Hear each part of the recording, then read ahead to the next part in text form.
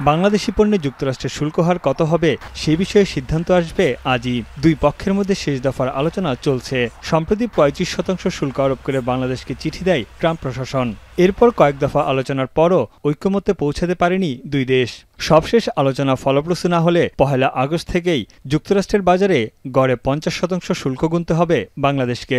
বর্তমানে শুল্ক হার গড়ে ১৫%। তবে এখনই হাল ছাড়তে নারাজ ঢাকা।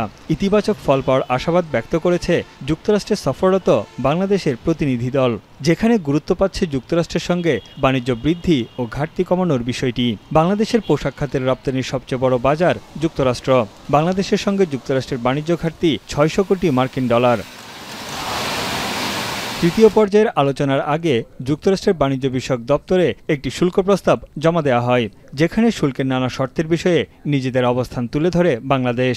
বাণিজ্য উপদেষ্টা শেখ বশিরউদ্দিন জানান, যুক্তরাষ্ট্রের সঙ্গে বাণিজ্য চুক্তির ইস্যু ও শর্ত পূরণে অনেকটাই অগ্রসর হয়েছে বাংলাদেশ। এছাড়া দ্বিপাক্ষিক বাণিজ্য বৃদ্ধি ও ঘাটতি কমাতে এরই মধ্যে ইতিবাচক পদক্ষেপ নেওয়া হয়েছে বলে জানিয়েছে প্রধান উপদেষ্টার প্রেস উইং। এরই অংশ হিসেবে যুক্তরাষ্ট্র থেকে গম আমদানির চুক্তি এবং এলএনজি ও বোয়িং কেনার বিষয়েও পরিকল্পনা চলছে। এছাড়া বেসরকারিভাবে সয়াবিন ও তুলা আমদানির বাড়ানোরও সিদ্ধান্ত হয়। এদিকে প্রতিবেশী দেশ ভারত ও পাকিস্তানের সঙ্গে এরই মধ্যে চুক্তিতে পৌঁছেছে যুক্তরাষ্ট্র। ভারতের উপর ২৫% শুল্ক আরোপ করেছে ট্রাম্প প্রশাসন, যা কার্যকর হচ্ছে ১ আগস্ট থেকে। মূলত রাশিয়ার কাছ থেকে সামরিক সরঞ্জাম কেনার জন্য নয়াদিল্লির উপর শাস্তিমূলক এই শুল্ক ধার্য করে ওয়াশিংটন।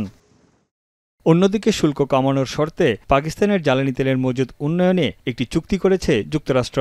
দেশটির উপর ২৯% শুল্ক আরোপের হুমকি দিলেও নতুন শুল্ক হার সম্পর্কে বিস্তারিত জানাননি মার্কিন প্রেসিডেন্ট। শেষ সময়ে এসেই মার্কিন বাণিজ্যিক অংশীদার অনেক দেশের সঙ্গেই সমঝোতায় পৌঁছেছে যুক্তরাষ্ট্র। জাপান, ইন্দোনেশিয়া, ভিয়েতনাম, ফিলিপিন্স, দক্ষিণ কোরিয়া সহ এশিয়ার বেশিরভাগ দেশের উপর শুল্ক বসছে ১৫ থেকে ২০%। এছাড়া ১৫% শুল্ক হারে সমঝোতা হয়েছে ইউরোপের সঙ্গেও।